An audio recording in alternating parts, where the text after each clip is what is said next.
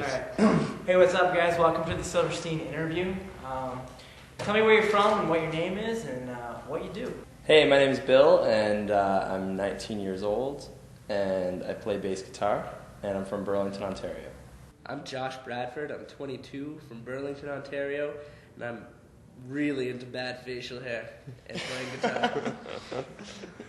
Yeah, my name is Paul. I play drums in the rock band Silverstein, and I'm a huge design nerd on the side from the band.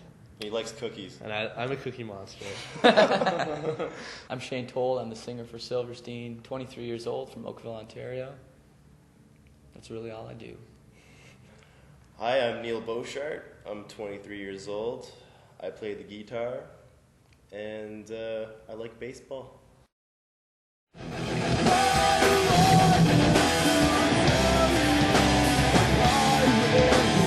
How did Silverstein originate as a band? Well, I guess it all started with Josh and our old guitar player, Richard McWalter.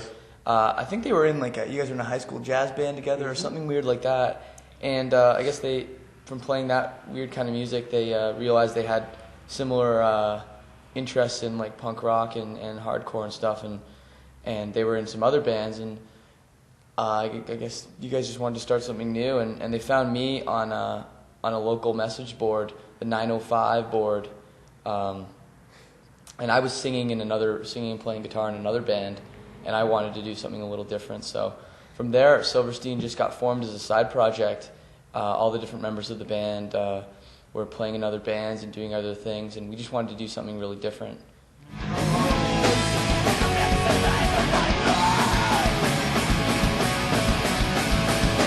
What did I do?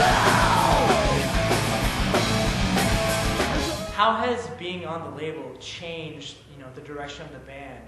Well, the best thing about being on Victory, or being on any label for that matter, is now instead of just having the 5 of us in the band working on everything, you have a team of 20 extra employees and everything. Plus, we're allowed to do this band full time. We have the financial stability to be able to go out and tour nonstop and to really make a go at it. As before, it was just you're doing weekend tours, just whatever you could do to scrape by while working your shitty job at home and stuff.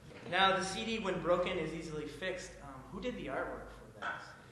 A friend of mine, Martin, was working in a store with me, and he was going to school for animation and drawing and illustration and a whole bunch of different things like that. And I really liked the sort of things that he drew, so we brainstormed a concept together and just presented it to him, and he drew it up, and it basically turned out exactly like we wanted it to. Yeah, it took one try, and it was perfect. We had no changes to be made at all. How did you get the name for the CD? Josh actually came up with the quote in the middle of When Broken is Easily Fixed. I only say it every night. So ironic? So ironic that a heart made by man, when broken, is easily fixed, but a human hurt can last a lifetime. And from that, we just kind of based the album artwork and the name and everything around that quote. How often are you guys on the road? How often? We've basically been on tour since our record came out last May. Since full year. Yeah, Pretty much a year. I mean, it's and I won't lie to you, it's been hard. It's very hard to be away from the people that you love, your family, your friends, your girlfriends, and girlfriends. It's definitely physically and emotionally draining at times, but definitely. It's rewarding it with other elements too. Yeah, But sure, there's been ups and downs. We played, for 5 kids. We played for 500 kids. We've had both ends of the spectrum. I mean, it hasn't been easy for us. It hasn't been given to us. It's really cool to see how things grow. Yeah. We started touring, and we played some of our first shows. We were just a band from Canada. Nobody knew us. We didn't have a record out, and a few kids came out because they saw promotion on the Victory website or something like that.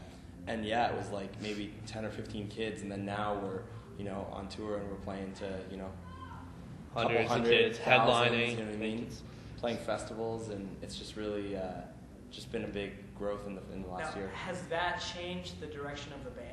We have the reassurance, at least, that we're doing something. It's definitely a lot easier. When we first started touring, it was really hard to be happy to get up in the morning and not be at home and just get into, living get in a into van, our, basically. Get into our You old. didn't have that other payoff of playing good shows. Yeah. You just basically had all the crap that Definitely. is not fun. I mean, getting into our old van that had no air conditioning and Last summer, and man. minimal seating, and we had Broken transmission. broken transmission, rented U-Haul, all that stuff, and pulling up to the show and having there be like 8 kids, and then they're only there to see the local band, and then there's only 4 left when you play. I mean, maybe It just not doesn't always that seem bad, worth but it just doesn't seem worth it. And now like when when I'm standing in the middle of the stage and like there's just kids like going crazy all around me, that's just really like when you're like, wow, like this is why I'm doing this. This is why I'm out here away from everything that I love at home and I miss at home, and it just makes it well worth it. Where do you guys usually end up staying because you're so like? On the floor. Yeah, we want to have a good time. We want kids to show us the sights, so we're all about like staying on kids' floors and drinking root beer with them or Jack Daniels or whatever, Well, whatever your fancy may be. And it's nice like to meet new kids and like It's all to about hang making out. friends. We've made so many great friends. Just Uh, I'm probably gonna sneeze. dude, sneeze, it's- I feel it coming on. It's not ready yet. You might want to chill for a second. Let's go with it, yeah. It's gonna be funny. Okay, yeah, whatever. Roll. Alrighty? Alright. We're good. Now, are there any funny stories? Anything recent that's happened that you think stands out? Yeah, there was a recent one the other day. We were in Connecticut, and it was the end of the show, and we had to move our van, to where we load out.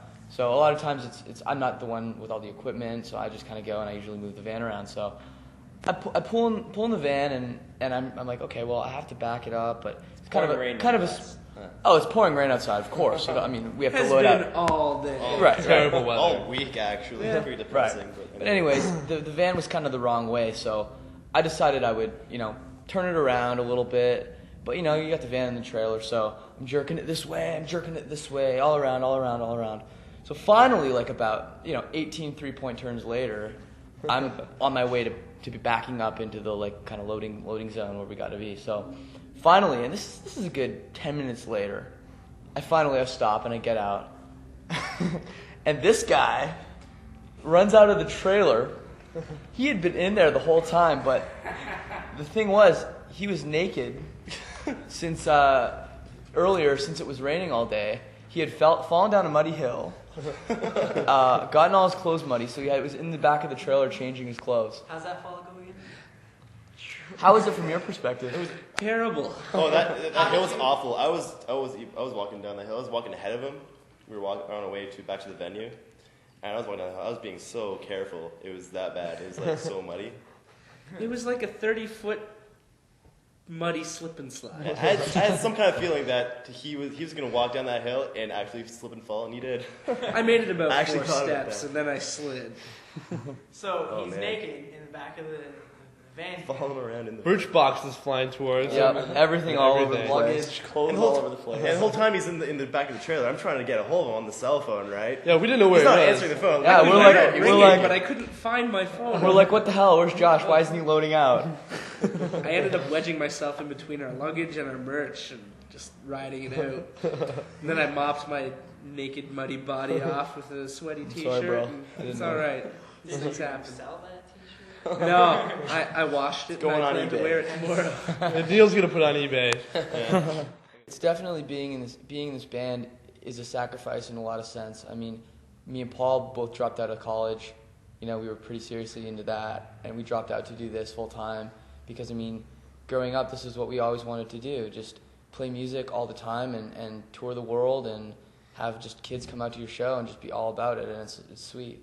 It's definitely a dream come true, and Victory's been able to make that happen, and being on a real label is great for us.